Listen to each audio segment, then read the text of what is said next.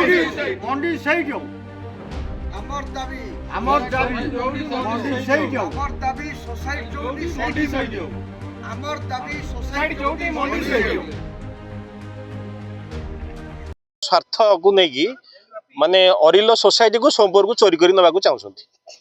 ଯେହେତୁ ଅରିଲ ହେଉଛି society office, ଅରିଲରେ ସୋସାଇଟିର ଗୋଟେ ଧାନ ଖଳା ଅଛି, ଏଠି ବିସ୍ତୀର୍ଣ୍ଣ ପଡ଼ିଆ ଅଛି, ଚାଷୀମାନେ ଭଲ ଭାବେ ଧାନ ରଖିପାରିବେ। ଅରିଲ ଧାନ ଦେବେ ସୋମପୁରରେ, ଆଇସ୍କାନ କରିବାକୁ ଆସିବେ ଅରିଲ ପଞ୍ଚାୟତକୁ, ଅରିଲ ସୋସାଇଟିକୁ।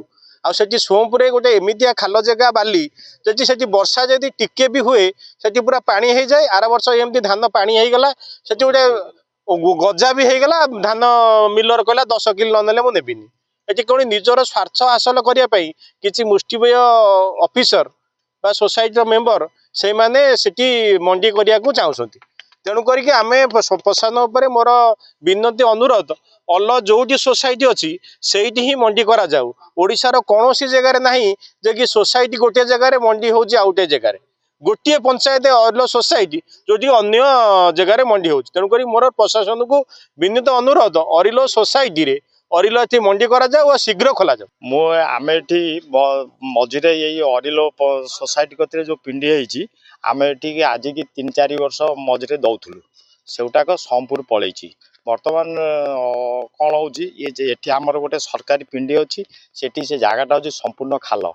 ଟିକେ ବର୍ଷା ହେଲେ ସେଗୁଡ଼ାକ ଧାନ ବୁଡ଼ି ଯାଉଛି, ଯେଉଁଟାକି ତୁମର ମିଲର ନେବାକୁ ରାଜି ହେଉନି। ସେ କହୁଛି ଯେ ସେତେବେଳକୁ କହିବ 20-30 କିଲୋ ଧାନ ମୋତେ କାଟ ଦିଅ। ଆଚ୍ଛା, ଆଉ ଗୋଟେ କଥା ହେଉଛି କ'ଣ, ଆମର ତ ଏଠି ନିଜସ୍ୱ ପିଣ୍ଡି ଅଛି, ଏଠି ରାସ୍ତା ସୁବିଧା, ଏଠି ସବୁ ସୁବିଧା ଅଛି, ଆମେ କାହିଁକି ଯିବୁ ସେଠିକି? ଦ୍ୱିତୀୟ କଥା ହେଉଛି, ଆମେ ସୋମପୁରରେ ମଣ୍ଡିରେ ଧାନ ଦେବୁ, କିନ୍ତୁ 4 କିଲୋମିଟର ଆସିବୁ ସୋସାଇଟି କତିକି ଆଇସ୍କାନ କରିବାକୁ, ଯେଉଁ ଅନ୍ଧାର ରାତି। ଆର ବର୍ଷ ମୁଁ ନିଜେ ଆକ୍ସିଡେଣ୍ଟରେ ସେଠି ପଡ଼ିକିରି ମୋ ଗୋଡ଼ ଭାଙ୍ଗି ଯାଇଥିଲା। ତେଣୁ ମୁଁ ଅନୁରୋଧ କରୁଛି ପ୍ରଶାସନକୁ, ଆଉ ଆମର ଏଇ ଅରିଲ ପଞ୍ଚାୟତ ଅରିଲ ସୋସାଇଟି ନିକଟରେ ଯେଉଁ ପିଣ୍ଡି ଅଛି ସେଠି କରାଯାଉ, ସେଠି କୌଣସି ଅସୁବିଧା ନାହିଁ। ଆଉ ତୁରନ୍ତ ମଣ୍ଡି ଖୋଲିକିରି ଲୋକଙ୍କର ଧାନ ଉଠାଯାଉ।